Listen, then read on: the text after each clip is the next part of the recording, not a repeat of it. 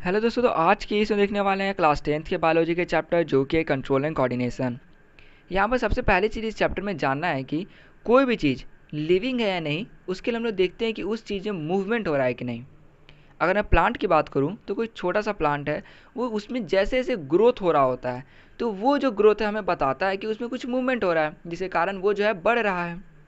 तो यहाँ पर कह सकते हैं कि ग्रोथ एक फैक्टर है जिसने हमें बताया कि उस प्लांट में मूवमेंट हो रहा है, और इस तरह से हम कह सकते हैं कि वो जो प्लांट है वो लिविंग है। लेकिन क्या होगा अगर वो जो प्लांट है, ठीक है, अगर उसमें ग्रोथ बंद हो जाए। तो इसी तरह कहा गया है कि ऐसा नहीं है कि हर प्लांट में जो उसका मूवमेंट होता है वो उसके ग्रोथ के वजह से होता हो, क्योंकि कुछ प्लांट्स और मैक्सिमम एनिमल्स ऐसे होते हैं जिनका जो मूवमेंट है वो ग्रोथ पर डिपेंड नहीं करता है। जैसे मैं अगर आपको दूँ touch me not plant, means जिसको हम लोग बोलते हैं छुई मुई, वो जो प्लांट है उसके आप पत्तों को छुओगे तो वो जो है एकदम से मतलब सिकोड़ लेता है। तो ये जो मूवमेंट हुआ वो उसके ग्रोथ की वजह से नहीं हुआ, बल्कि उसके अंदर कुछ केमिकल रिएक्शन हुआ। दूसरा एग्जांपल दूँ कि बच्चे खेल रहे हैं, कुत्ता जो है वो दौड़ रहा है, तो ये सब जो मूवमेंट है ये सब ग्रोथ की वजह से नहीं हो रहा है। तो आखिर ये जो मूवमेंट है ये हो क्यों रहा है? तो यहाँ पर एक क्वेश्चन आया हुआ है कि ये जो विजिबल मूवमेंट्स हैं, ठीक है, ये ऐसा हो क्यों रहे हैं। विजिबल मूवमेंट का बात हुआ जिसका मतलब हम लोग देख पा रहे हैं अपने आंखों से, क्योंकि बहुत सारे ऐसे मूवमेंट होते हैं जो कि सेलुलर लेवल पर होते हैं, जैसे कि हमारे सेल्स के बीच में, तो वो उसकी बात नहीं की जा रही है। तो वही कहा गया है इसके अंदर कि ये जो विजिबल मूवमेंट है ये हमारे इन्वायरमेंट में जो सिचुएशन है उसके प्रति हमारा रिस्पॉन्स रहता है। अच्छा एग्जाम्पल देता हूँ, आपको समझ में आ जाएगा। मान लेते हैं कि क्लासरूम में पढ़ाई हो रही है आपकी, और आपको दोस्त से बात करना है, तो अगर आप एकदम धीरे धीरे उससे बात करते हो, लेकिन वही आपका दोस्त अगर किसी दूरी पे खड़ा है और उसको बुलाना रहता है, आप कहीं बाहर हो तो आप चिल्ला कर उसे बुलाते हो। तो यहाँ पर देखिए सिचुएशन अलग था, तो आपने रिस्पॉन्स भी अलग तरीके से किया। वहाँ पे क्लासरूम में आपने धीरे धीरे बात किया कि कोई डिस्टर्ब ना हो, और वही दूसरी तरफ जो है आपने अपने दोस्त को एकदम तेज़ी में बुलाया ताकि उसको आवाज़ सुनाई दे दे। मतलब सिंपल सी यही बात है कि हम अपने सिचुएशन के प्रति अपना रिस्पॉन्स देते हैं कि हमारा इन्वायरमेंट में क्या सिचुएशन है। तो चलिए आपने इस चीज़ को जान लिया। तब यहाँ पर एक क्वेश्चन आएगा कि भाई ऐसा होता क्यों है, मतलब कि मुझे कैसे ये पता चल रहा है कि मुझे कहाँ पर धीरे बोलना है, कहाँ तेज मतलब बोलना है। तो ये सब जो चीज़ है कह सकते हैं कि कुछ तो ऐसा है जो कि सारे चीज़ को एकदम सिस्टमेटिक ढंग से कंट्रोल कर रहा है। तो यही चीज़ हो गया कंट्रोल एंड कोऑर्डिनेशन, मीन्स हमारा जो बॉडी है उसके बीच का कंट्रोल और कोऑर्डिनेशन, जिससे कि जितना भी वर्क है उसको प्रॉपरली कर पा रहा है और सही तरीके से हमारा जो सामने का सिचुएशन है उसके प्रति रिस्पॉन्स कर पा रहा है। तो आप इस चीज़ को समझ गए कि ये सब होता है किसके वजह से, तो कंट्रोल एंड कोऑर्डिनेशन के वजह से। और ये जो कंट्रोल एंड कोऑर्डिनेशन है इसको भी सही तरीके से होने के लिए कुछ स्पेशलाइज्ड टिश्यू हो गया, जैसे कि किसी का कोई वर्क होता है, किसी का कोई वर्क, तो वो सब जो है बेटर तरीके से काम करते हैं ताकि ये जो कंट्रोल एंड कोऑर्डिनेशन है इसको सही तरीके से कर सकें। तो हमने यहाँ पर देखा कि कैसे हमारा जो बॉडी है वो इन्वायरमेंट के प्रति रिस्पॉन्स देता है कंट्रोल एंड कोऑर्डिनेशन के साथ। लेकिन अब एक चीज़ क्वेश्चन में आता है कि ये जो है रिस्पॉन्स देने के लिए मुझे पता होना चाहिए कि मेरे इन्वायरमेंट में हो क्या क्या रहा है। तो ये चीज़ मैं कैसे जानूंगा? तो यहाँ पर एक क्वेश्चन उठाया गया है कि मान लेता हूँ मैं किसी गर्म ऑब्जेक्ट को छू रहा हूँ, तो मुझे कैसे पता चलेगा कि वो जो ऑब्जेक्ट है जिसको मैंने छुआ वो गर्म ही है। मतलब कि मेरे पास कुछ डाटा होना चाहिए ना कि मेरे इन्वायरमेंट में क्या क्या हो रहा है ताकि मैं उसके प्रति रिस्पॉन्स कर पाऊँ। तो यही चीज़ कहा जा रहा है कि कुछ भी जो भी हमारे इन्वायरमेंट में हो रहा है उसका जो डाटा है वो कुछ रिसेप्टर्स जो कि सेंस ऑर्गन्स जो हो गए हमारे बॉडी में, उसके द्वारा जो है मतलब माइंड में जो है उधर पहुंचाया जाता है। तो ये रिसेप्टर्स हो गए, ये जैसे कि आपका नोज़, आइज़, ईयर, टंग और स्किन जो हो गया वहाँ वहाँ लगा रहता है, ताकि स्किन पे अगर आप कुछ कुछ छूते हो तो आपके स्किन में रिसेप्टर्स हैं जो कि उस डाटा को पहुंचाएंगे और आपको पता चले कि आप क्या चीज़ छुए, जिसको छुए वो गर्म था या ठंडा था। तो ये चीज़ आपने जान लिया। यहाँ पर गस्टेटरी रिसेप्टर जो कि टेस्ट को मतलब डिटेक्ट करता है, और ऑल फैक्ट्री रिसेप्टर जो कि मतलब डिटेक्ट करता है स्मेल को। मतलब एक एग्जांपल दिया गया है कि इन सब रिसेप्टर्स के भी कुछ नाम हैं, ठीक है, और इनके वर्क। तो यही चीज़ हो गया कि हमारे बॉडी में रिसेप्टर्स लगे हुए हैं हमारे जहाँ भी सेंस ऑर्गन्स हैं वहाँ पर, जिसके कारण हम लोग ये समझ पाए कि हमारे इन्वायरमेंट में क्या क्या हो रहा है। अब चलिए हमने इसको भी देख लिया, लेकिन हमारे इन्वायरमेंट में जैसे कि मान लेता हूँ मैंने वही गर्म चीज़ को छुआ था, तो उसका डाटा आखिर पहुँच किस तरीके से रहा है। तो इसका भी यहाँ पर एक सिंपल सा प्रोसेस है। तो इसमें सबसे पहले क्या होता है कि अगर मैं किसी भी गर्म चीज़ को छूता हूँ तो हमारा स्किन है उसमें भी रिसेप्टर्स लगे हुए हैं। तो वो जो रिसेप्टर्स हैं उसके अंदर कुछ स्पेशलाइज्ड नर्व सेल्स हैं, और वो जो नर्व सेल्स हैं उनका काम क्या होता है कि डाटा को एक जगह से ले जाना और लेकर आना। तो जैसे ही मैंने किसी गर्म चीज़ को छुआ तो वहाँ पर एक डाटा जो है मतलब जो बना, मेरे रिसेप्टर्स ने जो चीज़ महसूस किया उसने क्या किया कि सबसे पहले वो जो डाटा है पहुंचता है डेंड्राइट के पास। डेंड्राइट के पास पहुंचने के बाद वहाँ पर कुछ केमिकल रिएक्शन होते हैं और वो डाटा जो है वो चेंज हो जाता है इलेक्ट्रिकल इम्पल्स में। जैसे ही डेंड्राइट के पास जाकर केमिकल रिएक्शन हुआ, डाटा इलेक्ट्रिकल इम्पल्स में चेंज हुआ, उसके बाद वो जो डाटा है वो सेल बॉडी से होता हुआ एक्सन के पास जाता है और फिर चल जाता है नर्व एंडिंग के पास। नर्व एंडिंग के पास पहुंचा, अब उसको जाना है दूसरे नर्व सेल में, लेकिन जो दूसरा नर्व सेल होता है उसके बीच में मतलब थोड़ा गैप रहता है, बहुत छोटा सा गैप रहता है, और उस गैप को हम लोग कहते हैं साइनेप्स। याद कर लीजिएगा, एग्जाम में ये पूछता ही है कि जो गैप हो गया नर्व सेल्स के बीच में का, उसको हम लोग कहते हैं साइनेप्स। अब इस जो गैप को कैसे वो पास करे, तो यहाँ पर होता क्या है कि जैसे ही वो इलेक्ट्रिकल इम्पल्स नर्व एंडिंग के पास पहुँचता है तो वहाँ पर वो एक सेम केमिकल जो हो गया वो छोड़ता है, रिलीज़ करता है, जो कि पहले जो डेंड्राइट के पास था।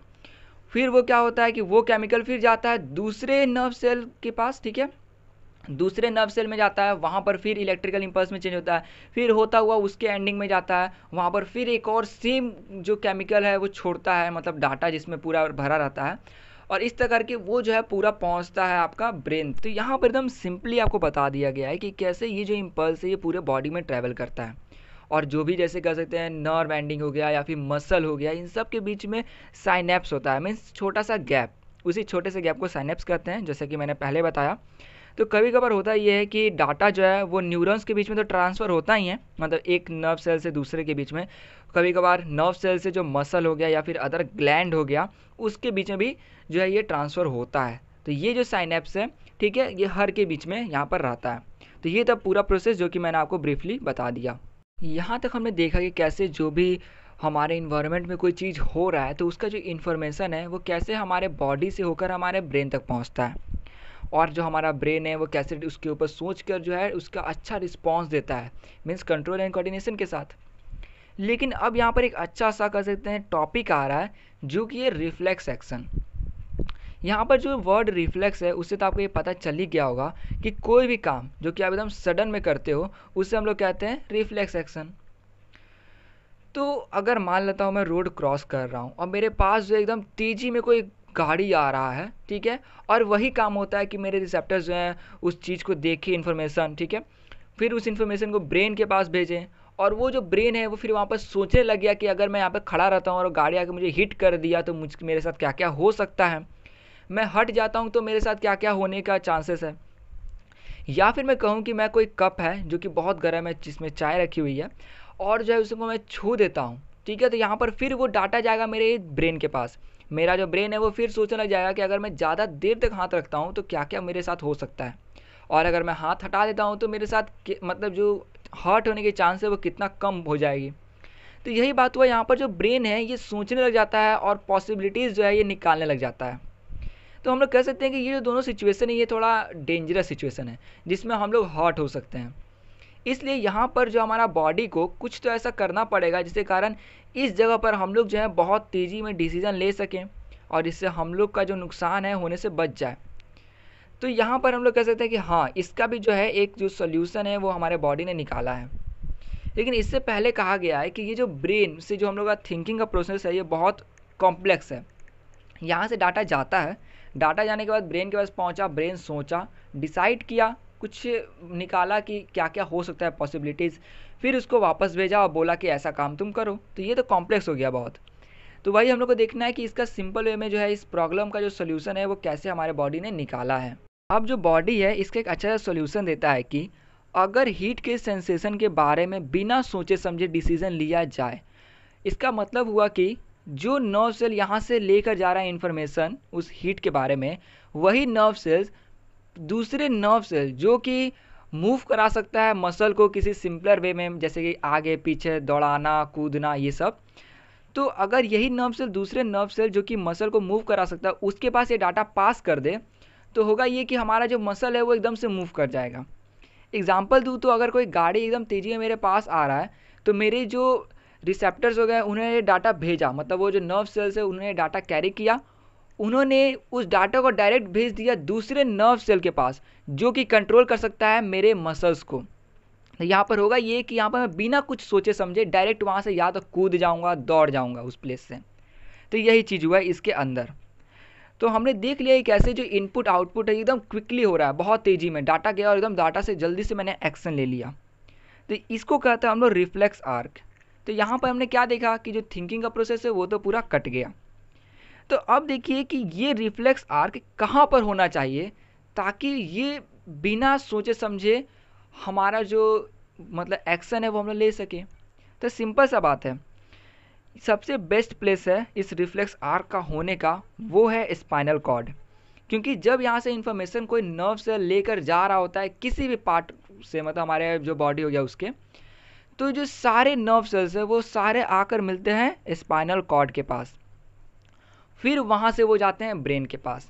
तो वही कहा गया है कि रिफ्लेक्स जो एक्शन होता है उसमें बस इतना होता है काम कि कोई भी डाटा लेकर जा रहा है नर्व सेल, वो जैसे स्पाइनल कॉर्ड के पास पहुंचता है तो वहाँ पर वो दूसरे नर्व सेल जो कि किसी मसल को उस पार्ट के कंट्रोल कर सकते हैं उसको वो डाटा भेज देता है, और साथ ही साथ वो डाटा ब्रेन को भी भेजता है। ऐसा नहीं कि वहाँ पर उसको भेज दिया और ब्रेन को पता ही नहीं चला कि अभी हुआ क्या है, ऐसा नहीं है। वो डाटा ब्रेन को भी भेजता है और वहाँ के जो नर्व सेल है जो कि मसल को कंट्रोल कर सकता है उसको भी भेज देता है।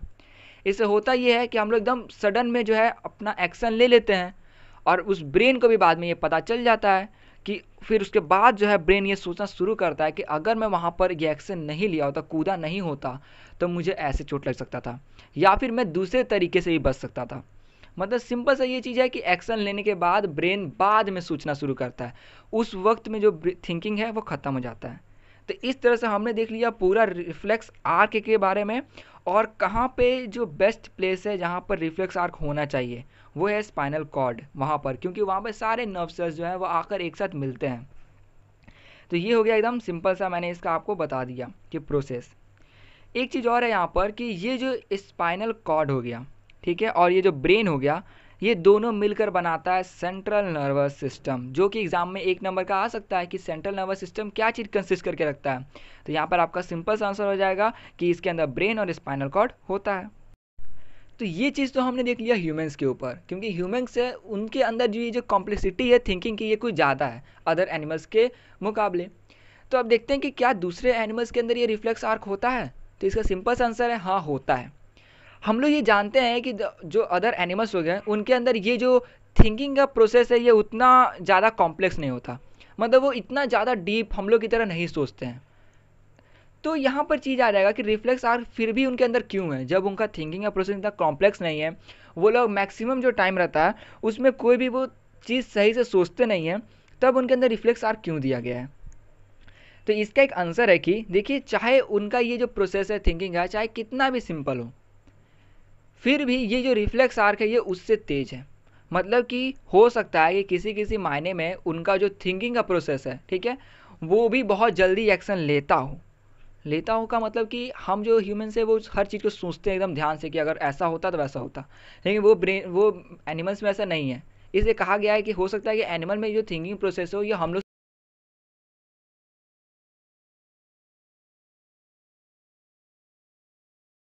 होता है, क्योंकि वो चाहे कितना भी फास्ट होगा थिंकिंग का प्रोसेस, रिफ्लेक्स आर्क उससे भी फास्ट होता है क्योंकि उसमें तो थिंकिंग ही नहीं होता है। आने वाले हैं टॉपिक ह्यूमन ब्रेन को।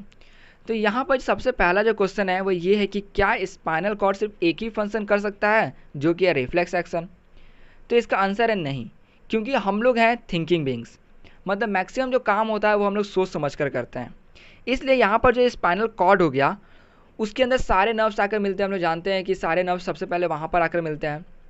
तो ये जो स्पाइनल कॉर्ड है ये क्या काम करता है कि वो जो डाटा उसके पास पहले पहुंचता है उसी डाटा को वो आगे ब्रेन के पास ट्रांसफ़र करता है। जो अगर नर्व सेल्स डाटा कैरी करके जा रहा है तो सबसे पहले वो पहुंचता है किसके पास, तो स्पाइनल कॉर्ड के पास। अगर सिचुएशन डेंजरस होता है तो वहाँ से स्पाइनल कॉर्ड क्या करता है कि एकदम से रिफ्लेक्स एक्शन कर लेता है परफॉर्म। जैसे ही वो रिफ्लेक्स एक्शन परफॉर्म करता है तो वो जो डाटा है, ठीक है, वो डाटा को ऐसा नहीं कि वहाँ पर वो ख़त्म कर दे, वो उस डाटा को यहाँ तो रिफ्लेक्स एक्शन परफॉर्म करने के बाद भी जो है वो ब्रेन के पास भेजता है। वही अगर वो रिफ्लेक्स एक्शन परफॉर्म नहीं करता है, सिचुएशन डेंजरस नहीं है, नॉर्मल है, तब भी वो डाटा को भेजता है ब्रेन के पास। तो यहाँ पर हम लोग सिंपली ये कह सकते हैं कि स्पाइनल कॉर्ड का जो है वर्क है कि वो जो है डाटा उसके पास जो पहुँचता है तो वो अगर परफॉर्म करता है रिफ्लेक्स एक्शन को या फिर ना करे, वो किसी भी हाल में जो है डाटा को ब्रेन के पास भेजता ही है। तो ये हो गया इसका एक और फंक्शन। आगे बताया हुआ है कि ये जो ब्रेन हो गया और स्पाइनल कॉर्ड हो गया, ये दोनों मिलकर बनाते हैं सेंट्रल नर्वस सिस्टम। क्योंकि बॉडी का जो भी पार्ट हो, सारा का जो इन्फॉर्मेशन होता है वो इन्हीं दोनों के पास आता है। जैसे कि हम लोग बात कर रहे हैं, क्योंकि जो ब्रेन हो गया वो सारा काम करता है थिंकिंग का, और स्पाइनल कॉर्ड का भी अपना कुछ काम है कि डाटा भेजना ब्रेन के पास, साथ में रिफ्लेक्स एक्शन परफॉर्म करना। तो अब यहाँ पर एक टर्म आता है जो कि है वॉलंटरी एक्शंस। तो जितने भी वॉलंटरी एक्शंस होते हैं वो आपके ऊपर डिसाइड करते हैं कि आपको वो काम करने में मन है या नहीं। जैसे कि अगर आपको मन करता है तो आप ताली बजाओगे या फिर नहीं बजाओगे, या फिर आपको मन कर रहा है कि चेयर को मूव करो या ना, तो वो सब आपके ऊपर डिसाइड करता है कि आप क्या चाहते हो। ठीक है, और अगर आप चाहते हो कि चलो चेयर को मूव कर दिया जाए, तो आपका ब्रेन जो है वो मैसेज भेजेगा मसल के पास कि तुम चेयर को मूव कर दो। तो इस एक्शन में हो गया कि जो भी चीज़, ठीक है, जो कि आपके ऊपर डिसाइड करता है, आपके डिसीजन के ऊपर कि आपको ये करना है या फिर नहीं, तो उन्हें हम कहते हैं वॉलंटरी एक्शंस। और ये दूसरा वे है जिसमें जो नर्वस सिस्टम होता है ये कम्युनिकेट करता है मसल से। और जिसका फर्स्ट वे था, जिसका नाम हमने देखा था कि जो स्पाइनल कॉर्ड हो गया, वो रिफ्लेक्स एक्शन के दौरान जो डाटा होता है वो डायरेक्ट मसल के पास भिजा देता है। मतलब कि यही हो गया कि यहाँ पर पहला हो गया कि स्पाइनल कॉर्ड के थ्रू भेजा गया था डायरेक्ट मसल के पास, और दूसरा में आ गया ब्रेन ने भेजा मसल के पास। ठीक है, तो ये दो वेज हो गया। अब यहाँ पे कहा गया है कि ये जो कम्युनिकेशन है सेंट्रल नर्वस सिस्टम का और बॉडी के अलग अलग पार्ट्स का, ये होता है पेरिफेरल नर्वस सिस्टम के द्वारा। अब एक चीज़ हमेशा ध्यान देना, ये जो सेंट्रल नर्वस सिस्टम है ना, इसके अंदर ब्रेन और जो स्पाइनल कॉर्ड है दोनों ही आते हैं। एग्जाम में पूछ देता है, ठीक है, कि जो सेंट्रल नर्वस सिस्टम है किस चीज़ से कंसिस्ट होता है, तो इसके अंदर ब्रेन और स्पाइनल कॉर्ड दोनों आते हैं। ठीक, तो ये जो सेंट्रल नर्वस सिस्टम और बॉडी के बीच का कम्युनिकेशन है, इसके अंदर डाटा आता जाता है। ठीक है, तो आखिर ये किसके द्वारा है, किसके हेल्प से होता है, तो ये होता है पेरिफेरल नर्वस सिस्टम। अब ये जो पेरिफेरल नर्वस सिस्टम है ये भी दो तरह के नर्व्स को कंसिस्ट करता है। पहला है आपका कार्डियल नर्व्स, मीन्स ऐसे नर्व्स जो कि ब्रेन से निकलते हो। दूसरा है आपका स्पाइनल नर्व्स, मीन्स ऐसे नर्व्स जो कि स्पाइनल कॉर्ड से निकलते हो। तो ये चीज़ ध्यान देना, जैसे ये जो सेंट्रल नर्वस सिस्टम है इसके अंदर ब्रेन और स्पाइनल कॉर्ड आता है, उसी तरह पेरिफेरल नर्वस सिस्टम के अंदर आपका कार्डियल नर्व्स आता है जो कि ब्रेन से निकलते हो, और स्पाइनल नर्व्स ऐसे जो कि स्पाइनल कॉर्ड से निकलते हो। तो ये चीज़ कंफ्यूज मत होना, इसको याद कर लेना, 1 मार्क्स में या 2 मार्क्स में पूछ देता है। अब यहाँ पर आगे बताया हुआ है कि जो ब्रेन है ये इसके बहुत सारे वर्क हो गए हैं, जैसे कि ये थिंकिंग का काम करता है, और भी जैसे हो गया कि सारा जो डाटा आपके पास आता है ना उसको इंटीग्रेट करके आपको ये समझाने में मदद करता है कि आपका आसपास का माहौल जो है वो कैसा है। मतलब कि डाटा को लेकर आपका पूरा इनपुट लेता है, अंदर कुछ डाटा जो पुराने होते हैं उनको लेता है और बताता है कि आपका जो माहौल है सामने का ये कैसा है। यहाँ पर जो ब्रेन हो गया उसका 3 मेजर पार्ट्स होते हैं जिनको कहते हैं फोर ब्रेन, मिड ब्रेन और हिंड ब्रेन। हमें जो है इन तीनों का वर्क देखना है। ठीक है, यहाँ पर जो सबसे पहले आता है फोर ब्रेन, इसका मेन वर्क रहता है थिंकिंग का। मतलब मैक्सिमम जितना भी काम होता है ये इसको थिंकिंग कर सकते हैं, क्रिएटिविटी कर सकते हैं, यही इसका वर्क है फोर ब्रेन का।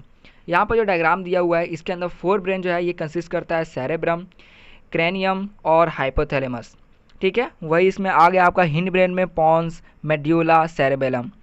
तो और मिड ब्रेन जो है इसमें इसका कोई अलग जो पार्ट्स हो गए उनका नाम यहाँ पर नहीं दिया हुआ है। ठीक है, मतलब बेसिक चीज़ यहाँ पर बताया हुआ है। अब देखते हैं पूरे फोर ब्रेन का वर्क। तो यहाँ पर जो फोर ब्रेन का मेन वर्क होता है वो होता है थिंकिंग का। हम लोग कहते हैं इसे थिंकिंग पार्ट ऑफ ब्रेन भी, क्योंकि इसमें जितने भी रिसेप्टर्स हो गए, मतलब कि जैसे कि आँख ने जो चीज़ देखा, जो कान ने सुना, नाक ने स्मेल किया, वो सारे जितने भी डाटा होते हैं वो सब आते हैं इसी के पास, फोर ब्रेन के पास। और इस तरह से वो उस डाटा को मिलाकर कुछ पुराने डाटाज हो गए जैसे कि मेमोरी में हम लोग कर सकते हैं, वो सब को मिलाकर जो एक अच्छा सा इन्फॉर्मेशन तैयार करता है उस मतलब सिचुएशन को लेकर। ठीक है, या उस चीज़ को लेकर। आगे हो गया कि उसके बाद जो है अगर कोई उसको डिसीजन लेना होता है तो वो जो है मसल्स के पास जो है ये भेजता है कि तुम्हें जो है ये काम करना है। जैसे कि अगर वो बोलेगा कि लेग को मूव करना है तो लेग मूव करेगा। सिंपली कह सकते हैं कि ये हो गया वॉलंटरी मसल्स को, मतलब ये कंट्रोल करता है। अब यहाँ पे कहा गया है कि जैसे सुनना, देखना, इनसे अलग भी कुछ सेंसेशन होता है। जैसे कि आप खाना खा रहे हो और आपका पेट कितना भरा, तो ये जो सेंसेशन है, ये फीलिंग जो आपको पता चल रहा है कि आपका पेट कितना भरा है, तो ये फीलिंग को कंट्रोल करता है हाइपोथैलेमस। बुक में ये नहीं दिया गया है, बस कहा गया है कि ये जो है फोर ब्रेन का एक पार्ट है, लेकिन मैं आपको बता दे रहा हूँ। ठीक है, हाइपोथैलेमस को अभी हमने जस्ट अब पीछे जो पिक था उसमें देखा है। तो ये हो गया फोर ब्रेन और उसके जो अदर कुछ पार्ट्स हो गए उनका वर्क। आगे आ रहा है मिड ब्रेन। तो मिड ब्रेन क्या काम करता है कि जो फोर ब्रेन हो गया और जो हिंड ब्रेन हो गया उन दोनों को कनेक्ट करने का, मतलब कि उनका जो सिग्नल हो गया, जो डाटा हो गया, वो एक दूसरे से थोड़ा कनेक्ट करने का। और इस तरह से ये जो है motor control, vision, hearing, temperature regulation, इन सब चीज़ों को, या फिर अलर्टनेस हो गया, इसको अच्छे से परफॉर्म होने में जो मिड ब्रेन है ये वर्क कराता है। ठीक है, मतलब ये जो डाटा जो हो गया कनेक्ट करके फोर ब्रेन और हिंड ब्रेन को, ये जो मिड ब्रेन हो गया है ये मोटर कंट्रोल हो गया, विजन हो गया, इन सब जो चीज़ें हो गया इनको थोड़ा परफेक्टली कोई चीज़ को करने में, इनका वर्क में ये हेल्प देता है। अब इसके आगे क्या हो गया, वॉलंटरी एक्शंस को हमने देख लिया। अब हमें देखना है कि बहुत सारे इनवॉलंटरी एक्शंस होते हैं, उन्हें कौन कंट्रोल करता है, जैसे कि दिल का धड़कना। ठीक है, ये सब हो गया। तो यहाँ पर हिंड ब्रेन हो गया, ठीक है, ये करता है मैक्सिमम जो भी इनवॉलंटरी एक्शन हो गया उनको कंट्रोल। बुक में और भी एग्जांपल दिए हुए इनवॉलंटरी एक्शंस के, ठीक है, आप उसे देख सकते हैं। तो जैसे यहाँ पर आपका हो गया ब्लड प्रेशर, सेलिवेशन, वॉमिटिंग, ये सब क्या है, तो ये सब एक इनवॉलंटरी एक्शन है और इसे कंट्रोल करता है हिंड ब्रेन का एक पार्ट जो कि है मेड्यूला। ठीक है, जस्ट हमने पीछे फोटो में देखा था, आप वापस से देख सकते हैं। ठीक है, तो मेड्यूला इसको कंट्रोल करता है। आगे एक चीज़ और है कि हम लोग जो चलते हैं, साइकिल को चलाते हैं, पेंसिल को उठाते हैं, तो इन सब चीज़ में थोड़ा स्टेबिलिटी का जरूरत है और ये हो पाता है आपका हिंड ब्रेन के एक पार्ट के वजह से जो कि है सेरेबेलम। ठीक है, मतलब जो सेरेबेलम होता है ये आपके बॉडी के जो पोस्चर हो गया उसको मेंटेन करता है, बैलेंस को मेंटेन करता है और इस तरह से जो वॉलेंट्री एक्शंस होते हैं उनको एकदम परफेक्टली कोई भी वर्क करने में मतलब जो हेल्प करता है। जैसे कि आप चल रहे हो तो एकदम परफेक्टली चलो, ऐसा ना कि लड़क के गिर जाओ।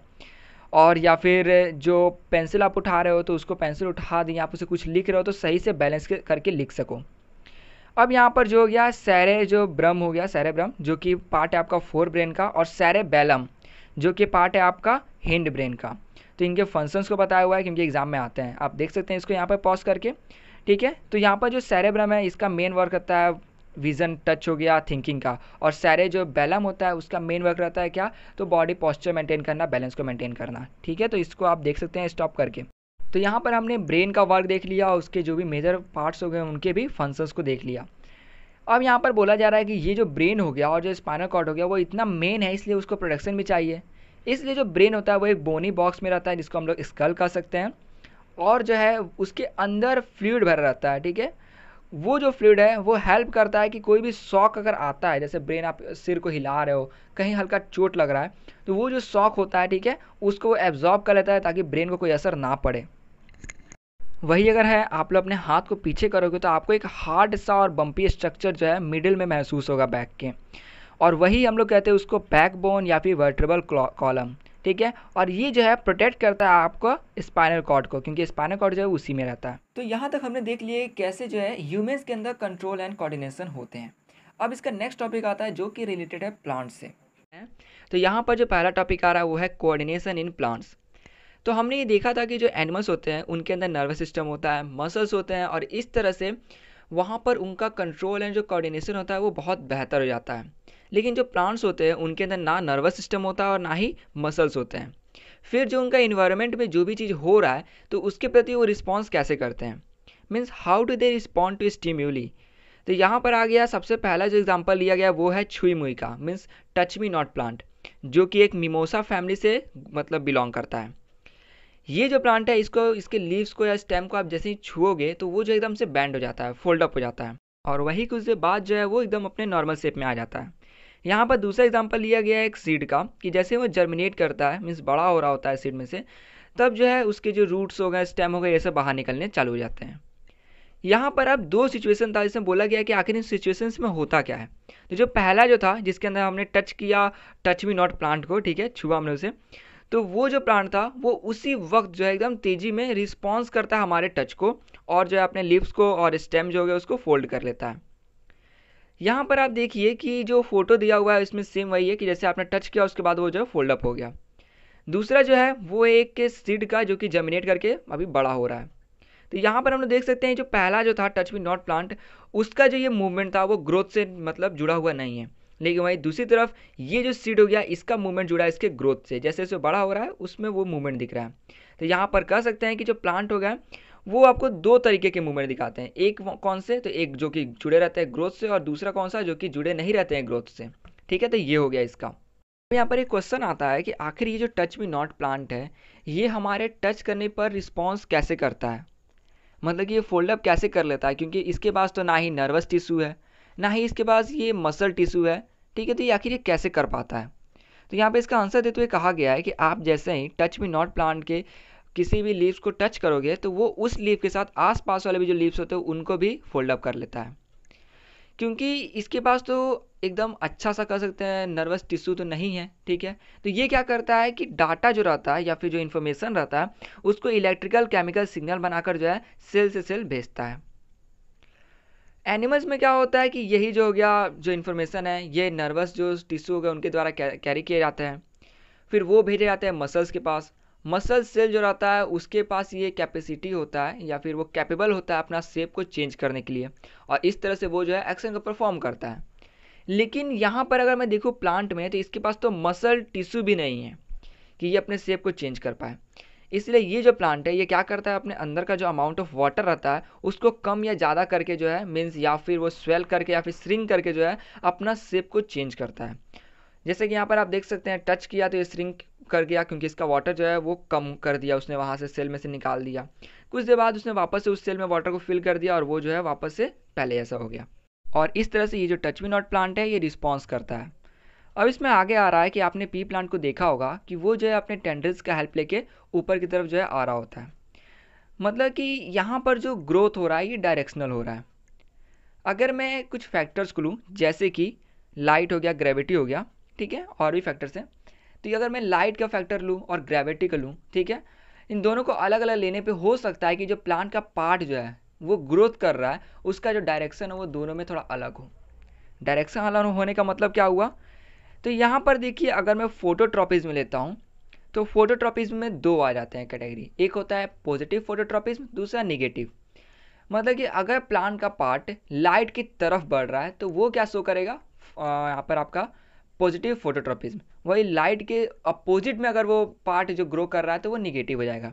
तो यहाँ पर आप स्टेम को देखिए ये लाइट की तरफ कर रहा था, ये हो जाएगा पॉजिटिव फोटोट्रॉपिज्म, और जो रूट हो गया वो उसके उल्टा में कर रहा है तो यहाँ पर हो जाएगा ये निगेटिव फोटोट्रॉपिज्म। अब इसके आगे आते हैं जियोट्रॉपिज्म। जियो मीन्स होता है कि ग्रेविटी के हिसाब से। तो यहाँ पर देख सकते हैं ग्रेविटी क्या है, ऊपर से नीचे की तरफ हमें मतलब पुश करता है, ठीक है। तो यहाँ पर जो स्टेम है ये ग्रेविटी के विपरीत जो है ये बढ़ रहा है, तो यहाँ पर ये क्या हो जाएगा, निगेटिव जियोट्रॉपिज्म। लेकिन वही जो है रूट को देखा जाए तो वो नीचे की तरफ बढ़ रहा है, तो यहाँ पर रूट क्या हो जाएगा, तो पॉजिटिव जियोट्रॉपिज्म। मतलब आप देख सकते हैं किसी के लिए कोई पॉजिटिव हो गया, किसी के लिए कोई, मतलब कि यहाँ पर जो है ये आपका एग्जाम्पल या जो फैक्टर जो आप लेते हो उसके ऊपर डिपेंड करता है कि वो पॉजिटिव होगा या फिर निगेटिव ट्रॉपिज्म में जाएगा, ठीक है। अब जो इसमें आपको बताया गया है केमोट्रॉपिज्म के बारे में, तो ये जो केमोट्रॉपिज्म हो गया इसके मतलब होता है केमिकल, ठीक है। और अगर जो ये पॉलन ट्यूब है ये बढ़ रहा होता है ओव्यूल की तरफ, तो हम लोग जो है ये केमोट्रॉपिज्म इसका मतलब एग्जांपल लेते हैं, और इसके बारे में आपको इसका जो नेक्स्ट चैप्टर है उसमें अच्छे से पढ़ना है। मतलब यहाँ पर यही हो गया कि जो आपका मूवमेंट हो रहा है वो किसके तरफ हो रहा है, केमिकल के तरफ हो रहा है तो पॉजिटिव केमोट्रॉपिज्म, और उसके अपोजिट में हो रहा है तो निगेटिव केमोट्रॉपिज्म।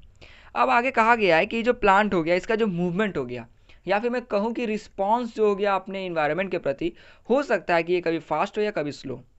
अगर मैं टच मी नॉट प्लांट को देखूं तो उसका जो मूवमेंट है वो बहुत फास्ट है, जैसे ही मैंने उसे छुआ वो कुछ ही सेकंड के अंदर सिकुड़ गया। लेकिन सनफ्लावर का देखूं तो इसका जो अपना डे और जो नाइट के प्रति जो रिस्पॉन्स होता है वो थोड़ा स्लो होता है। कुछ ऐसे प्लांट है जिनका रिस्पॉन्स अपने जो इन्वायरमेंट हो गया उसके एक्टिविटी के प्रति जो है बहुत ज़्यादा स्लो होता है। मतलब कि यहाँ पर जो आपका मूवमेंट हो गया, ये जो रिस्पॉन्स हो गया इन्वायरमेंट के प्रति, हो सकता है कि किसी में फास्ट हो किसी में थोड़ा स्लो हो। हमने यहाँ तक बात कर ली ये प्लांट के अंदर का डायरेक्शनल ग्रोथ को। लेकिन अगर मैं देखूँ ध्यान से तो यहाँ पर आपको पता चला है कि एनिमल जो बॉडीज़ हो गए उनके अंदर भी ये जो डायरेक्शनल ग्रोथ है इसको सही तरीके से कंट्रोल किया जाता है। क्योंकि ऐसा तो नहीं है कि सबके जो उंगली है वो अजीब तरीके से ग्रो करते हैं, या फिर जो उंगली हो गया वो टेढ़ा मेढ़ा ग्रो करता है, ऐसा तो नहीं है। तो इसलिए ये सब जो हो गया इन सबको भी कंट्रोल रहना पड़ता है, बॉडी पार्ट्स का सही तरीके से ग्रो करना, ये सब का भी जो है कंट्रोल करना पड़ता है। इसके लिए मैं कह सकता हूँ कि आप लोग ये कहोगे कि जो ये इन्फॉर्मेशन है कि बॉडी पार्ट सही से ग्रो करे, ये जो है इलेक्ट्रिकल इम्पल्स के द्वारा भेजा जा सकता है हर जगह। तो अगर मैं एक लिहाजे से कहूँ तो हाँ, थोड़ा आप सही भी हैं, क्योंकि इलेक्ट्रिकल इम्पल्स जो है बहुत फास्टली इन्फॉर्मेशन को यहाँ से वहाँ भेजेगा। लेकिन एक चीज़ आप ध्यान से देखो तो आपको पता चलेगा कि जो इलेक्ट्रिकल इम्पल्स है उसका भी लिमिटेशन है। लिमिटेशन मतलब कि इलेक्ट्रिकल इम्पल्स डाटा वहीं तक ले जा सकता है जहाँ तक जो है ये नर्वस सेल्स हैं। दूसरा लिमिटेशन में ऐसा कह सकते हैं कि एक बार डाटा वहाँ पर पहुँचा, अगर मान लेते हैं किसी बॉडी पार्ट तक पहुँच भी गया, तो जो दूसरा डाटा कैरी करने से पहले पुराना डाटा का जितना भी चीज़ है, मीन्स इन्फॉर्मेशन, उनको पूरा रीसेट करना पड़ेगा। तो इस तरह से ये जो है हम लोग समझ सकते हैं कि थोड़ा कॉम्प्लेक्स हो जाएगा, और साथ ही साथ ये हर बॉडी पार्ट तक पहुँचेगा भी नहीं। तो इसके लिए जो हमारा बॉडी है, इसने दूसरा मीन्स ऑफ कम्युनिकेशन निकाला है, जो कि है केमिकल कम्युनिकेशन। मीन्स बॉडी में जो केमिकल्स हो गए, या फिर केमिकल कंपाउंड कहूँ, या फिर मैं कहूँ हार्मोन, उसको जो रिलीज़ करके जो है ये डाटा को पहुँचाना। ये जो हार्मोन्स हो गए हैं, ये थोड़ा स्लो होते हैं डाटा पहुँचाने में, लेकिन हाँ बहुत ज़्यादा ये इफेक्टिव भी होते हैं। तो आइए देखते हैं इनके बारे में अब। तो अब हम यहाँ पर देख लिए कैसे जो केमिकल कंपाउंड या फिर हार्मोन है, ये ऐसे जगह पर भी डाटा लेकर पहुँच जाते हैं जहाँ पर ये नर्वस जो सेल्स हैं या फिर टिश्यूज़ हैं, ये नहीं पहुँच पाते हैं। तो सबसे पहले बात की गई है प्लांट की, क्योंकि प्लांट में भी नर्वस टिश्यू सेल्स होते नहीं हैं। तो यहाँ पर ये जो हार्मोन हो गया, सबसे पहला हार्मोन ऑक्सिन बताया गया है कि ये जो है प्रेजेंट रहता है सूट टिप में।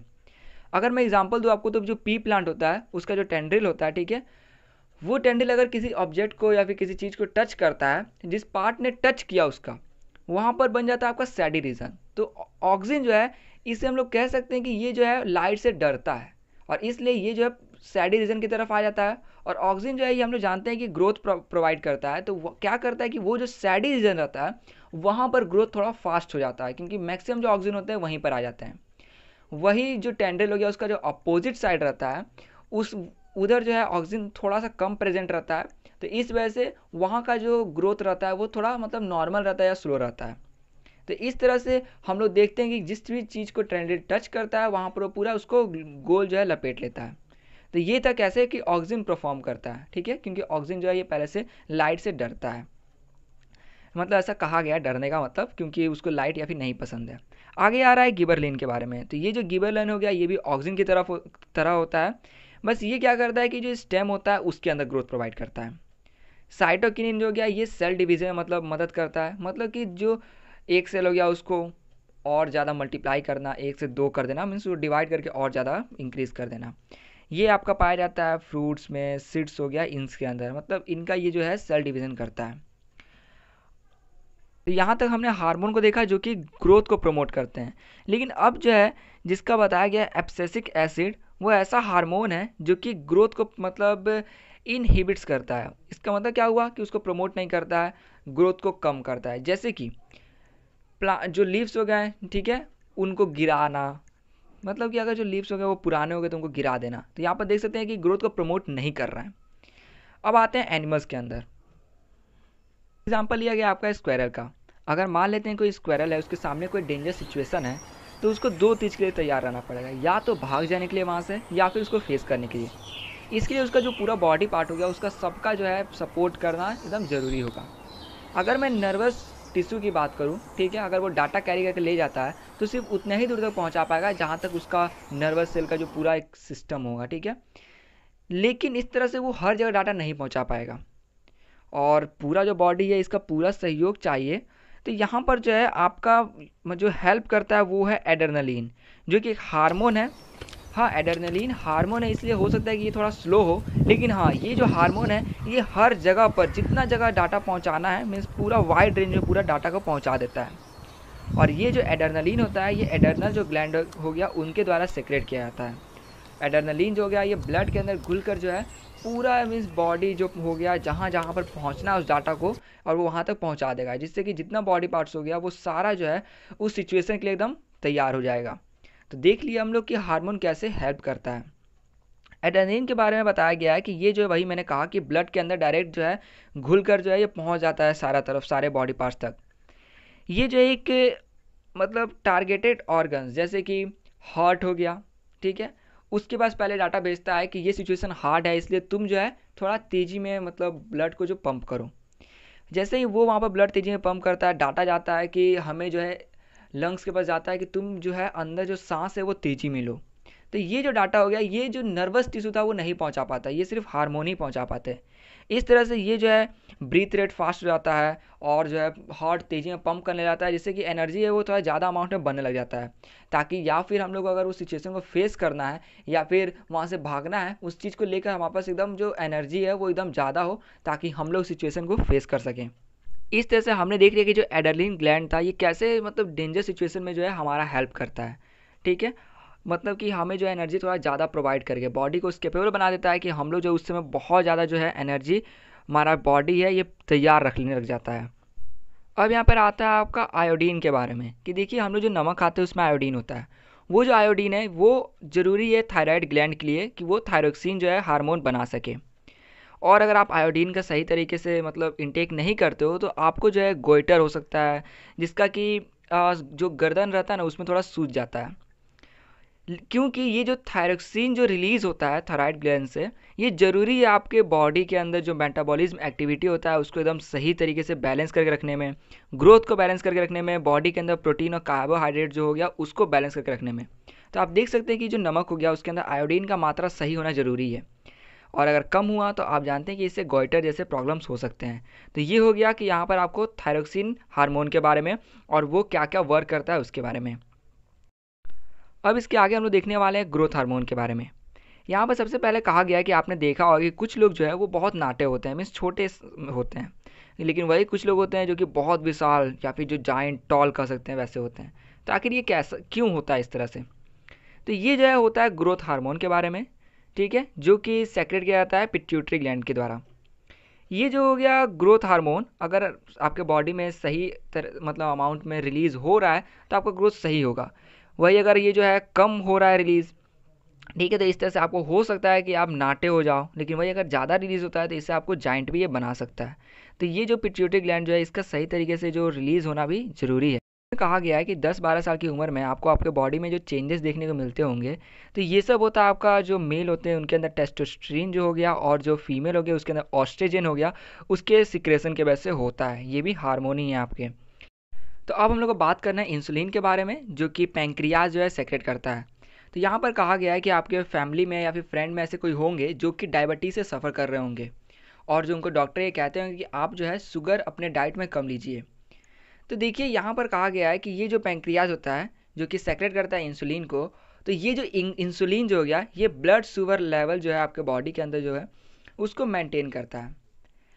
कभी कभार ये जो ब्लड शुगर लेवल इंक्रीज हो जाता है जब ये पैंक्रियाज सही अमाउंट में इंसुलिन का जो है सही तरीके से छोड़ नहीं पाता है, सेक्रेट नहीं कर पाता है, तो जो ब्लड शुगर लेवल जो है या फिर वो कभी इंक्रीज कर जाता है या फिर डिक्रीज कर जाता है, और इससे जो है आपके बॉडी पे हार्मफुल इफेक्ट पड़ सकता है।